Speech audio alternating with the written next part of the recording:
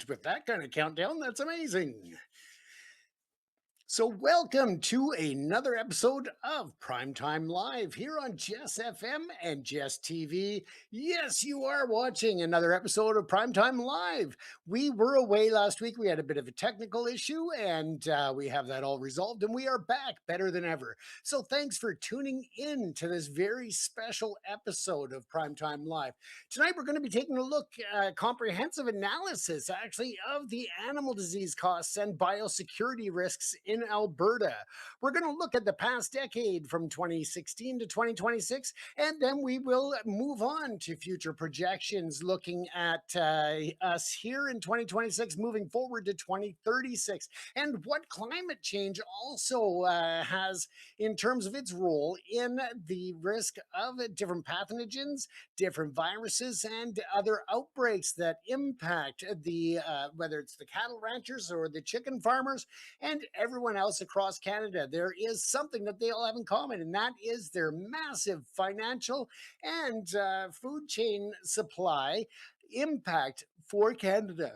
But not just for Canada, but the globe all around. Because let's face it, we do not only export and import food from other countries, but we also have the migratory birds that can carry this disease and bring it to all corners of the globe or to bring it in from all those corners of the globe. So, again, a huge issue that has major implications when it comes to our farming, our future of food stability, and of course, the health of animals regardless as to whether we're talking about domesticated animals, whether we're talking about farm animals and ranch animals, or just animals out in the wild. The different diseases that we've seen outbreaks of can be carried from one to the other, and on occasion to humans.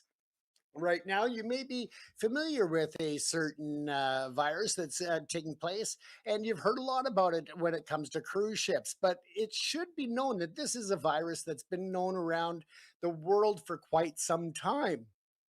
It is not a new virus. It is not a COVID type virus. This is something completely different.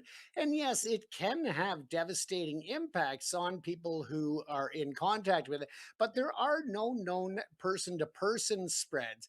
This virus that you're hearing about on cruise ships and such actually comes from being in contact or other health reasons when it comes to rats and mice and their droppings, their saliva, their urine and stuff. So again, the people who are trying to push a panic about this new virus that's located on the cruise ship are just really a lot of it's fear mongering by the traditional media because they want to get your views. And whether that's online, whether it's on TV or a traditional newspaper, if anybody knows what that is anymore.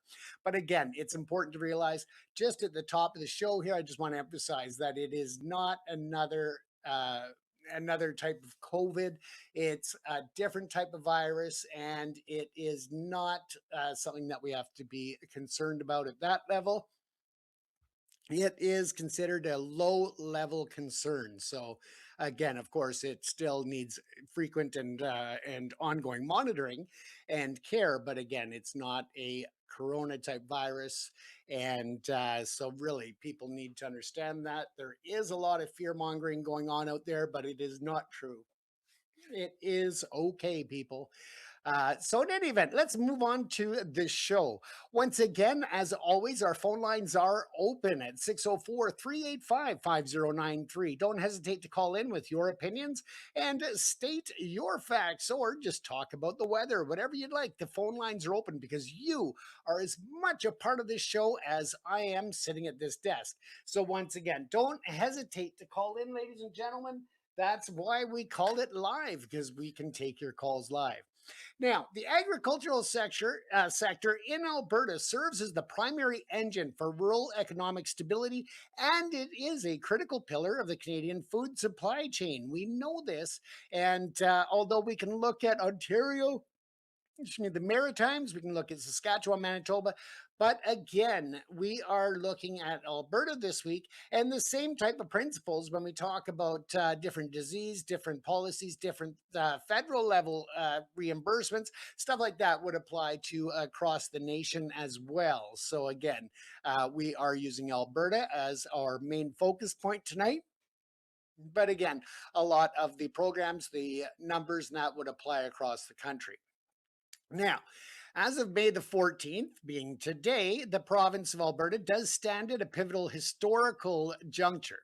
They're grappling with the convergence of biological, economic, and geopolitical pressures that have refined the cost of livestock production. Over the past decade, the recurrence of highly pathogenic avian flu, HPAI, we covered a lot about the ostrich farm last year, but the numbers at the ostrich farm are quite minuscule, just a drop in the bucket as to the overall numbers across Canada of birds that had to be culled. Now, of course, we also need to look at things such as the bovine tuberculosis or TB, the porcine epidemic, and its diarrhea virus or the PEDV, and various strains of swine influenza that's transitioned from episodic nuisances into systemic threats. Now, these biological shocks have mandated the destruction of millions of animals. And this, of course, leads to profound implications and fiscal loss, not only for individual farmers, but also for private insurance companies, for the province, and for the federal government framework. It is a massive issue in the billions of dollars annually worldwide. Now, the financial burden of these combined different issues. And we need to look at this that it's a financial burden that is not limited to immediate loss of livestock. It encompasses a complex web of cleaning, disinfection costs, operational downtime, indemnity gaps, long-term market access restrictions. Because face it, when we have an outbreak in certain regions of Canada, that region can be shut down for international trade as well. So, no exports to many nations if there is an outbreak, especially if you look at one such as the ostrich farm in British Columbia last year, and that had major implications because of the way it was also handled. So, that really shut down a lot of exports and impacted a lot of farmers out in that region of British Columbia. Now, when we look at this, of course, we know that between 2016 to 2026, the strategy has been depopulation, and that's the euthanasia of both infected and exposed animals. And that's remained the standard for disease containment here in Canada and around the globe. We are not the only one that are doing this. And, unfortunately, it does get emotional for some people who have poured their heart and their soul into these animals. And even if it's just to go into the food supply chain, that is a lot of emotional and physical work that's taken place, not to mention the financial commitments that they have made to try and introduce their animals into the food system to basically that's farming. It is a business, but one that is very, very underappreciated, I would say. Now, as we look forward to this, because of the fact that there are escalating frequency of these different standards for disease containment, and as we look towards the next decade, the interplay of climate change, zoonotic spillover risks, and shifting global trade alliances suggest that financial and social costs of animal illness will likely intensify, requiring a fundamental shift in how the province manages agricultural risk. Now, I have studied a lot of microbiology and viral containment, viral spreads, a lot of different areas that relate to these types of diseases and the impact not only on the animals but also the crossover into the human side of it as well. Um, with that said, I'm going to try to keep it very, very common language. So I'm going to try to avoid a lot of the technical terms in order to make it easier to follow along. Because I know that some of you aren't farmers, you may not understand the terminology, or other times it's just not terminology that you're used to. excuse me, in the day-to-day operations of your ranch or your farm. So we'll just try to keep it as open as we can for everybody to follow along. But again, if you have any questions, you're welcome to call in 604-385-5093. And of course, you can also send us a text message on whatever platform you are watching us on this evening. So again, by all means, feel free to send a message over to us here at Primetime Live on Jess TV and Jess FM. We always love responding to your comments and your questions and having you as a part of the show.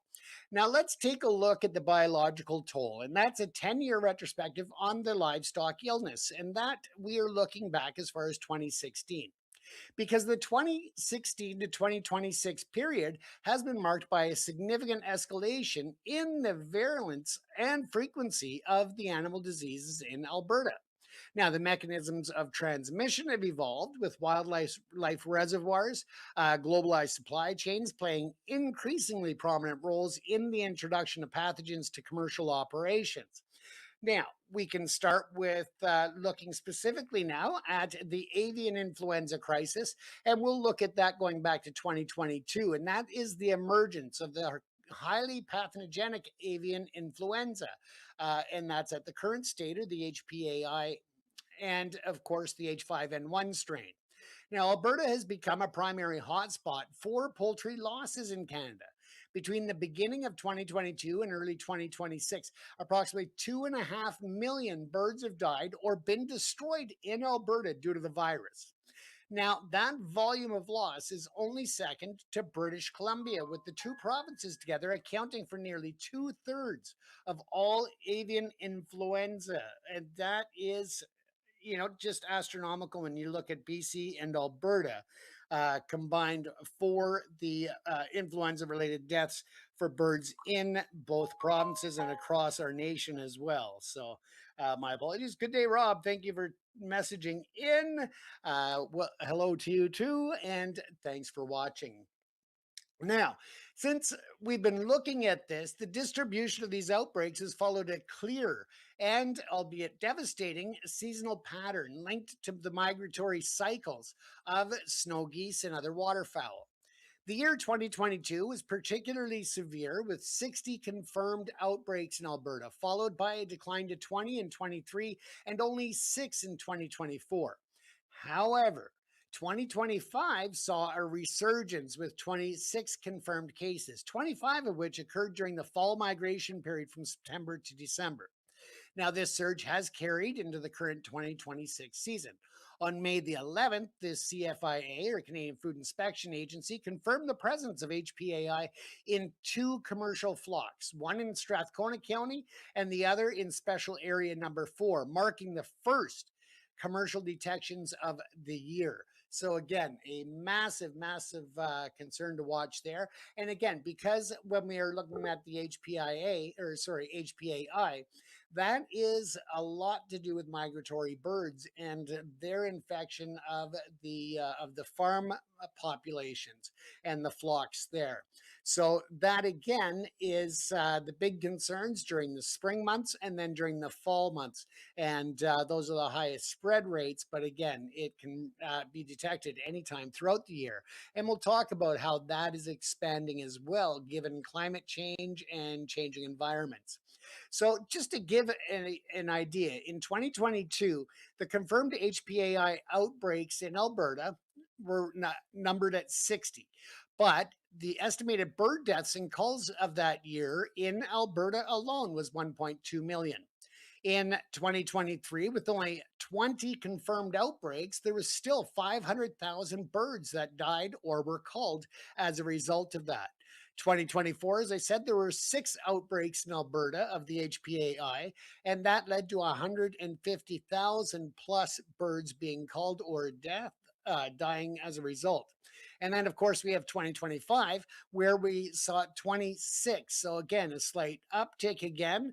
not even slight, quite substantial at 20 over the previous year already. And that has contributed to the loss of 600,000 plus birds. And then we have 2026, where we've already seen 2 confirmed outbreaks. And this is just the preliminary stage. So at this point, although it is lower in number at 50,000 estimated bird deaths and birds being culled, that is still preliminary. It is expected to substantially jump as time passes here. Now, the economic reality for the producers is often more dire than than the raw numbers suggest. A turkey farmer near Tabor, for instance, lost a 40,000 bird flock in late 2025. For such individual producers, an outbreak does not just mean the loss of animals, it triggers a cascade of lost profit, months of cleaning and disinfecting protocols, significant operational downtime that can delay the arrival of new poults by well over a year. So again, it has a long-term impact on these farms as well. It's not just shut down, get rid of the birds and start over. It is a long-term turnaround.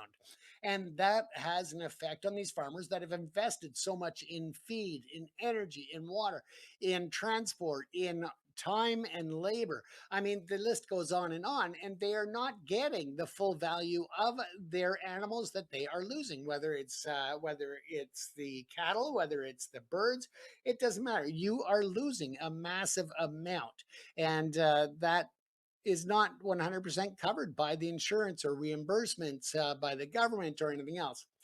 Then we look specifically at the bovine tuberculosis in the cattle sector, because in the cattle sector, the 2016 bovine tuberculosis outbreak serves as a landmark event in the history of Alberta's animal health management. The investigation, which began in late 2016, ultimately resulted, ladies and gentlemen, in the destruction of approximately 12,000 animals. And that was primarily in Alberta and Saskatchewan. The total compensation paid directly to producers for this one single event was almost $39 million. The legacy of the bovine TB continues to shape policy today. In response to recurring outbreaks, sorry folks, I'm just going to turn this down. I'll watch for messages to come up, but again, we don't want to keep being interrupted by the noise here. So there we go. That should take care of that. But in any event, yeah, the legacy of the TB with the bovine TB continues to shape the policy, as I was saying. And this, of course, is the federal government announcing in March 2026 that it would propose amendments to the Income Tax Act to extend the income tax deferral period for affected livestock producers. This allows producers who received compensation for destroyed animals between 2024 and 2026 to defer that. Excuse me, my apologies. But this allows producers who received compensation for destroyed animals between that period to defer the income over a schedule through 2030. This is recognizing the significant time and capital required to replenish herds and return to profitability. The next question, of course, is because they are not getting full value for what they've put in, is there a way that the government can move that even a step further and make those compensation payments tax free to help compensate for the losses over and above what the reimbursements are for or the compensation payments that they're receiving? That's yet to be seen, but I do encourage any politicians who are watching this to give that serious consideration and to bring that forward in Ottawa. When we look at the swine health, the PEDV, and the endemic burden of the PRRS, Alberta's swine sector has faced both acute outbreaks and chronic endemic pressures. Now, the porcine epidemic diarrhea virus, or PEDV, characterized by nearly 100% mortality, is suckling piglets. This is a really important point, and let's repeat that, because 100% mortality in the suckling piglets has been a recurring threat. Alberta has confirmed its first case of PDV in 4 years on February the 21st of this year at a Faro to Finish operation in southern Alberta.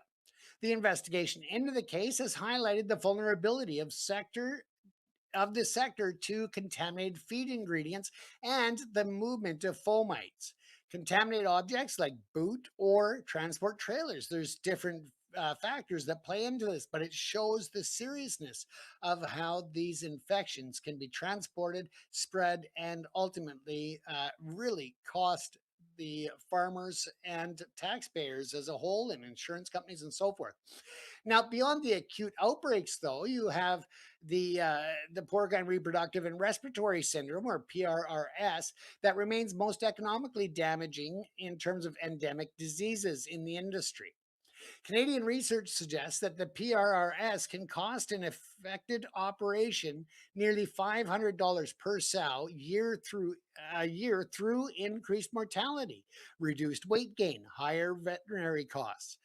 Globally, the virus is estimated to cost the US swine industry alone over $1.2 billion annually, a figure that has grown by 80% over the last decade. And the virus has mutated to become more virulent. Now, when it's more virulent, it is going to be a bigger issue, and that comes with major costs. Now, on a side note, ProPix Canada, our AI division, is developing technology and we are dealing with an AI system with scanners and different types of technology combined in order to early detect different diseases, whether that's the bird flu or bovine and other illnesses within flocks, within cattle, within the all of these areas. And that's something that we've been working on for a while, but we are just in a fundraising stage for that, for investors and such for the next phase of developing that to help the food supply and to help farmers from losing billions of dollars a year globally. So again, something that we're working on. And just as a side note for full disclosure, but the fiscal framework and the cost to farmers, government, and insurers is a big one because the total economic cost of animal destruction is shared among those various stakeholders. But the distribution of the burden has shifted as compensation caps have struggled to keep pace with market inflation. Now, there has been some recent changes, but it's not all sunshine and rainbows when it comes to that point. The primary mechanism for financial relief is the Health of Animals Act, which authorizes the CFIA to compensate farmers for animals that are ordered destroyed. For much of the past decade, these compensation rates were based on caps that were set in 2015, which significantly undervalued livestock as market prices reached historic highs in 2023 and 2024. And here we are in 2026, where again, the value has done nothing but increased.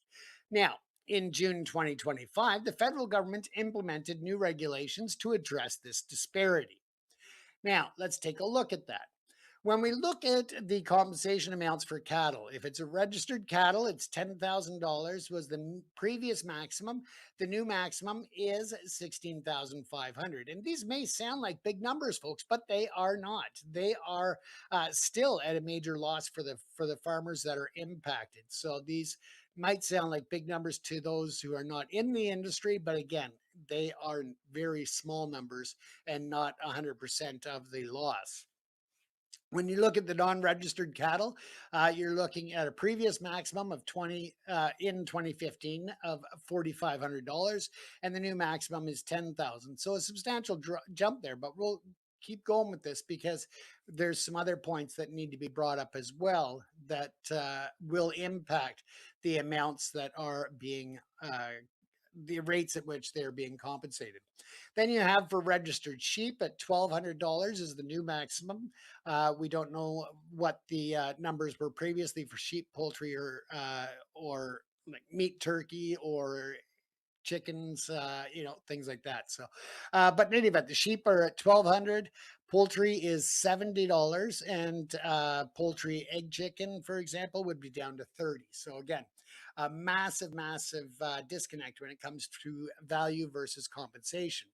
Now, despite the increases, a significant valuation gap remains, and compensation is based on the market value of the animal at the time of the cull. For a poultry farmer with birds that are 80% through the growth cycle, the payout reflects their current weight rather than the final weight they would have reached. And that results in a substantial loss of potential revenue. Furthermore, compensation does not cover the extraordinary costs of downtime or the psychological strain on the farm families and other associated expenditures.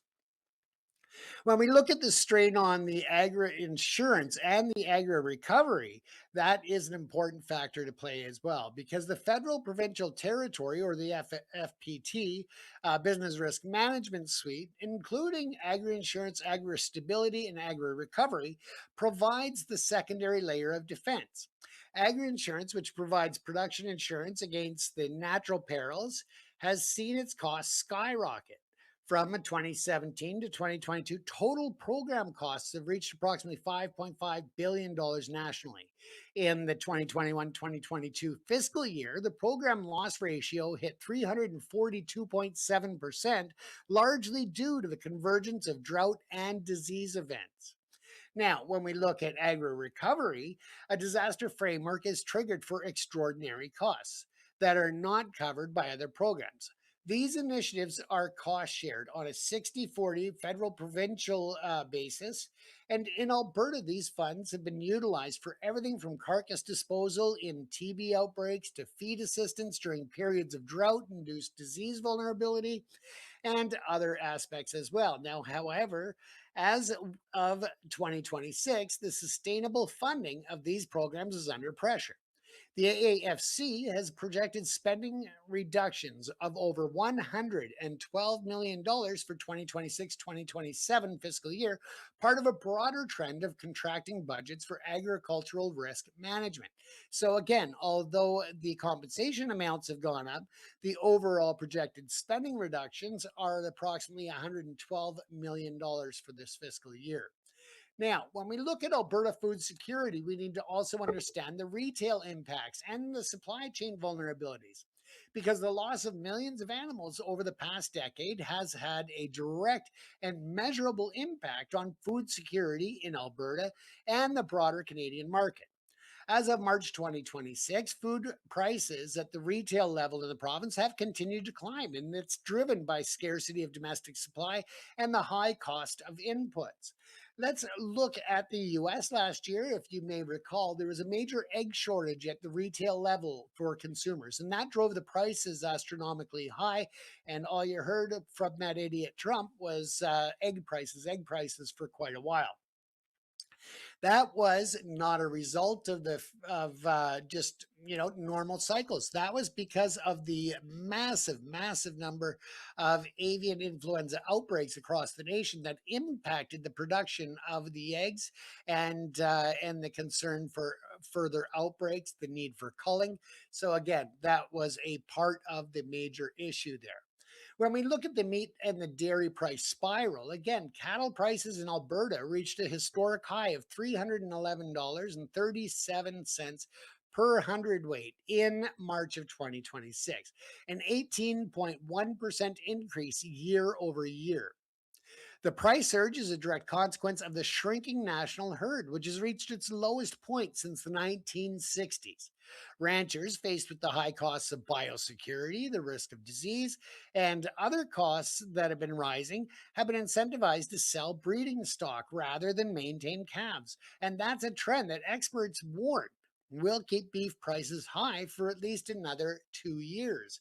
So again, we're looking at this going forward for at least 2 years before we start to see any relief. And there's just no immediate fix on that. It is a supply chain issue.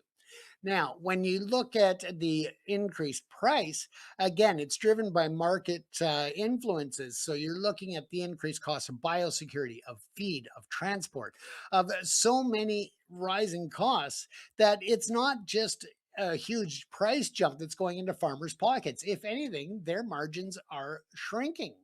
So again, it just shows that disparity.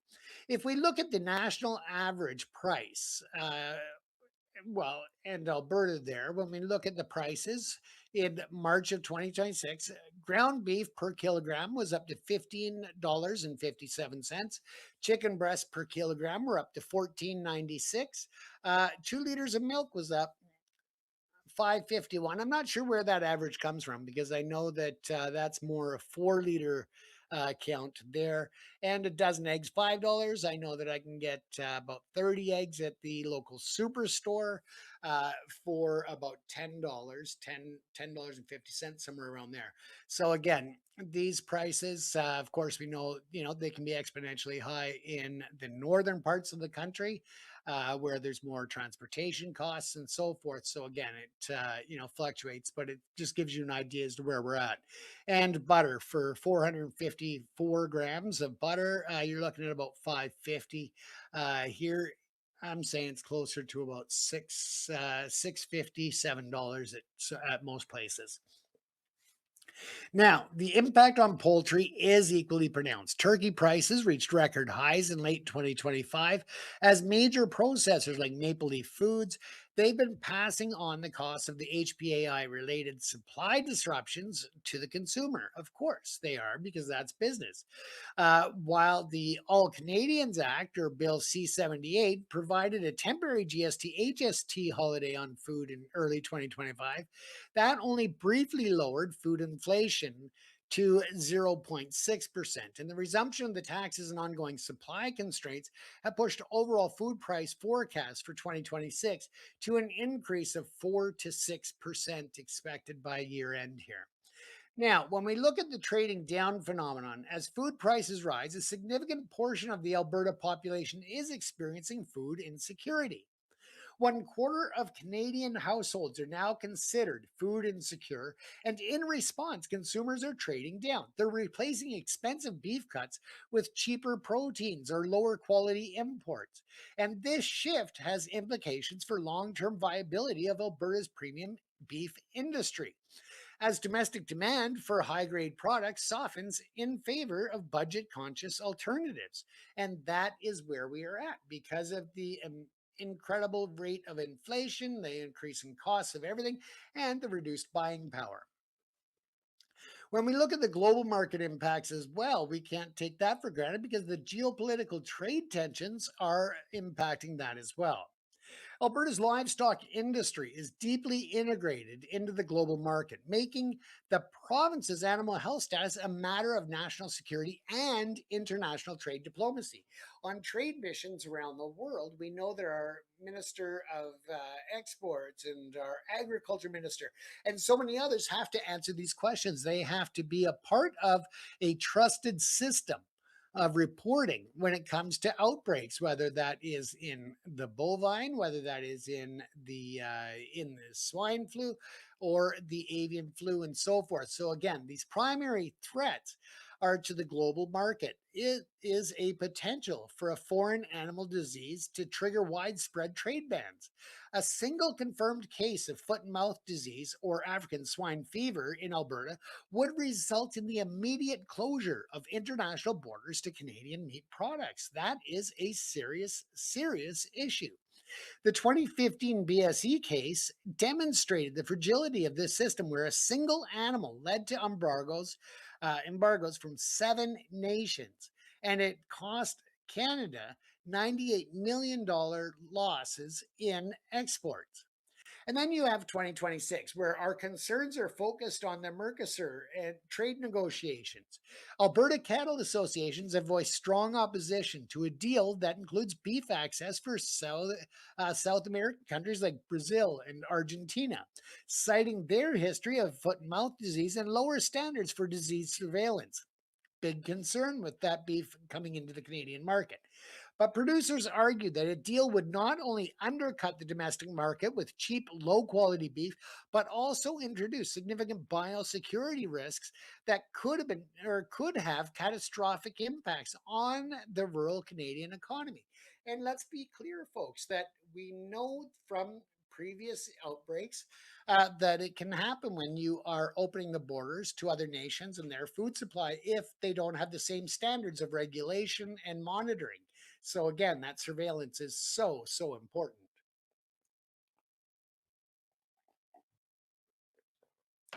Thank you.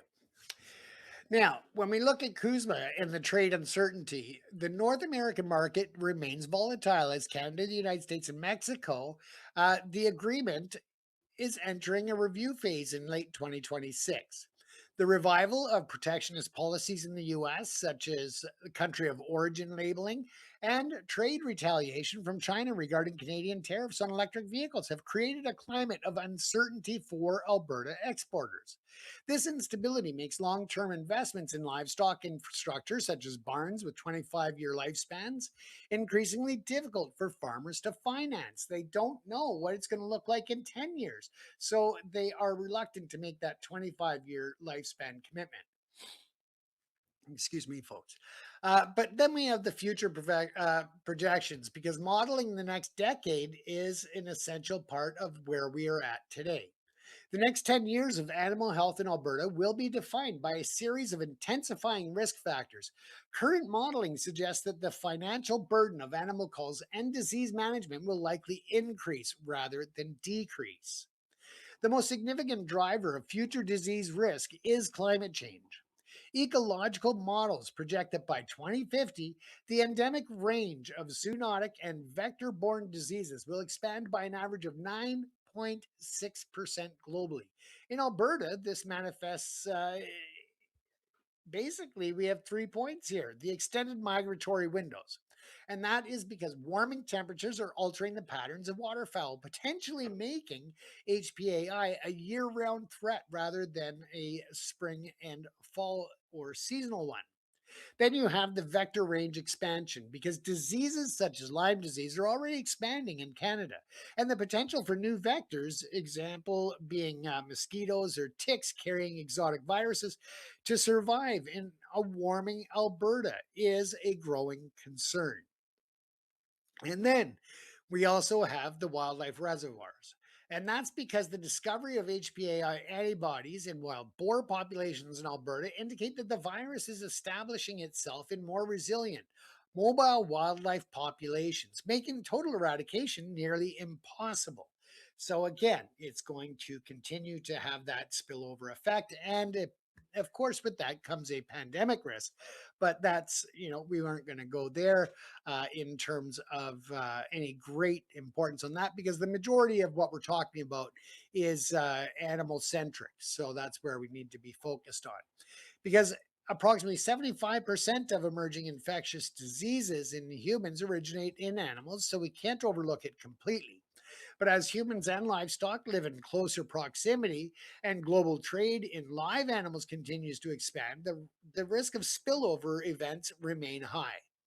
The global cost of a major zoonotic pandemic is estimated at over $6 trillion per year, far exceeding the 4.5 billion annual cost estimated for global pandemic preparedness. So again, we're talking about pandemics within the zoonotic uh, stratosphere, I guess you could say. But again, to consider that the global cost again is over $6 trillion a year for such events.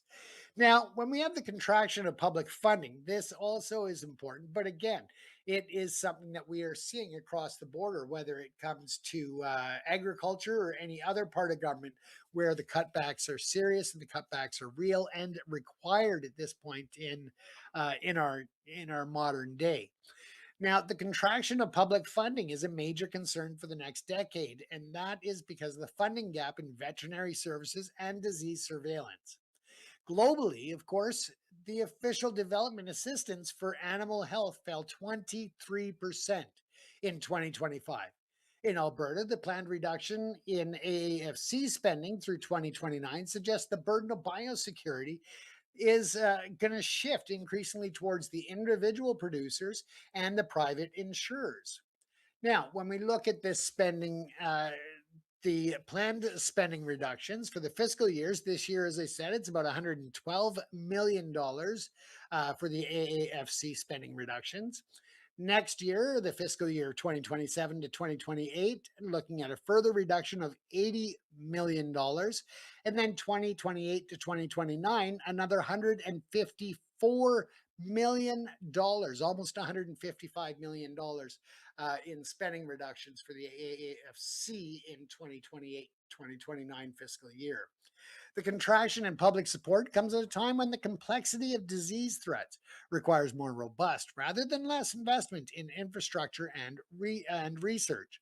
Again, ProPix, our AI division and agricultural technology division, is working on solutions. But again, even we had to put a pause on it while we look for funding to move to the next phase of research and development to create a solution, or one solution at least, for a potentially $1 trillion problem around the world. So again, great returns when it gets there, but trying to recruit any type of AI investment in today's environment is very difficult at a stage when many investors have seen some AI, what they hoped were going to be rockets, actually be duds and crash.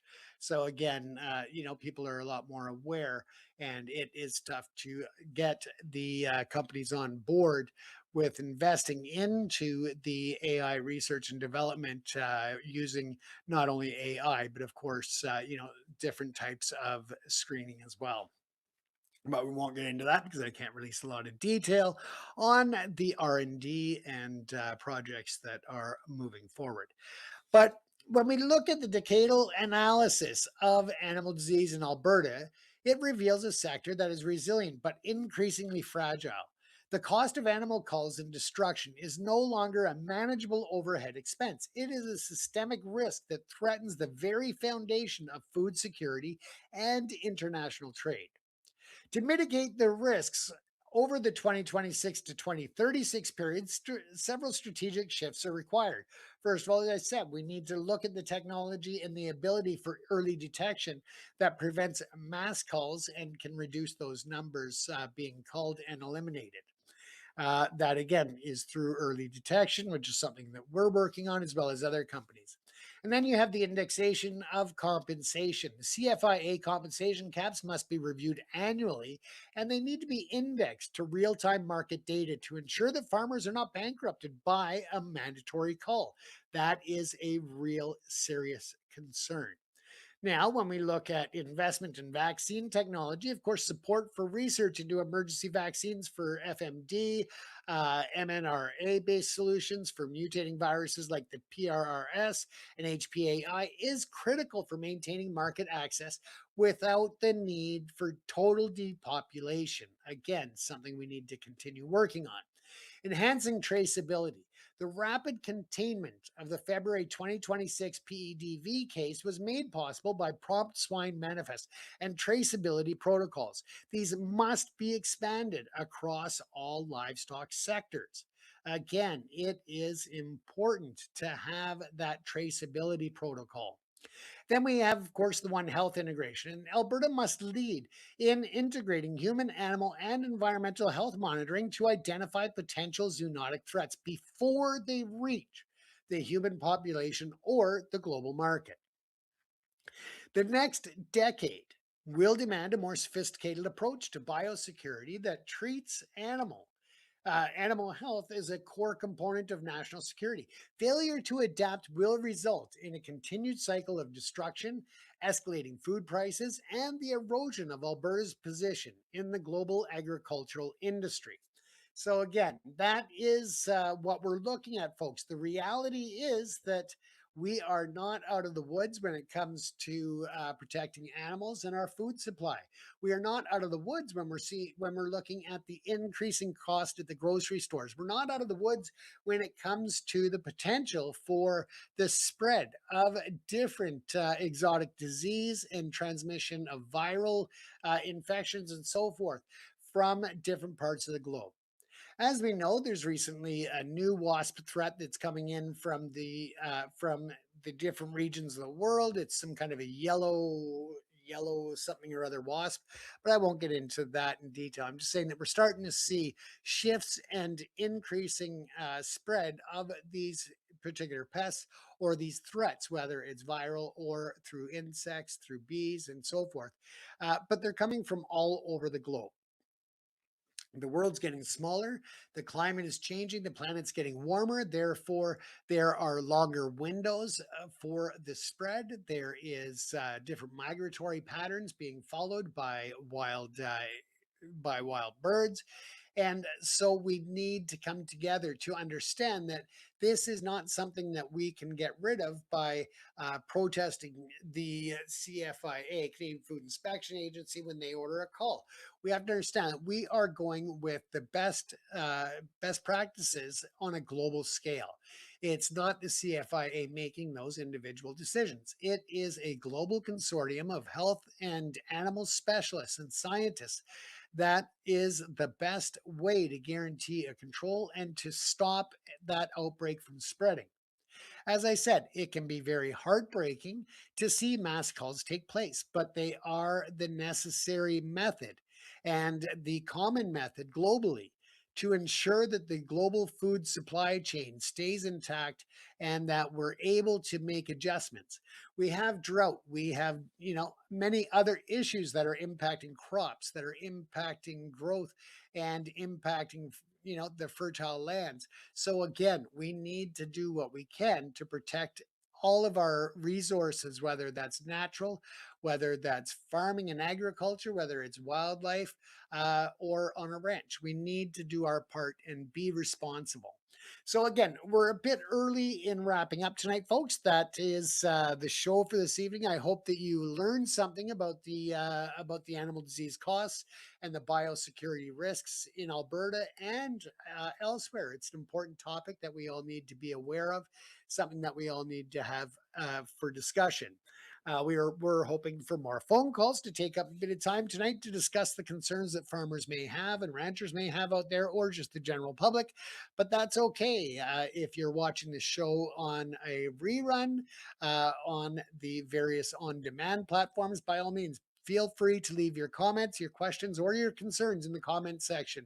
We always appreciate hearing back from our viewers and listeners. Once again, I am James Cousineau, your host here on Primetime Live on Jess FM and Jess TV. I hope you've enjoyed the show. Please give us a thumbs up, follow, and subscribe because that all helps us to expand our coverage for you, because you are as much part of the show as we are. So again, thanks to Jessie Parmar over in the studios in Lethbridge, Alberta, because I am coming to you from Vancouver, British Columbia this week. He is pulling all of the stops to make sure that our stream gets...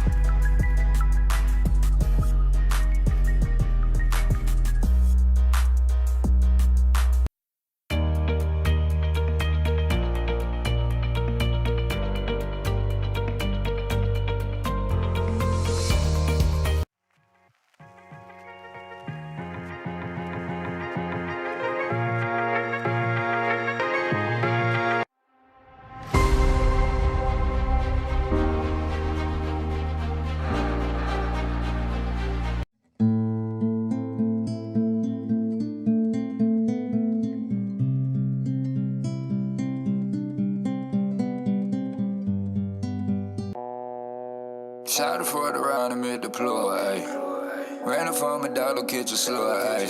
What? Nigga.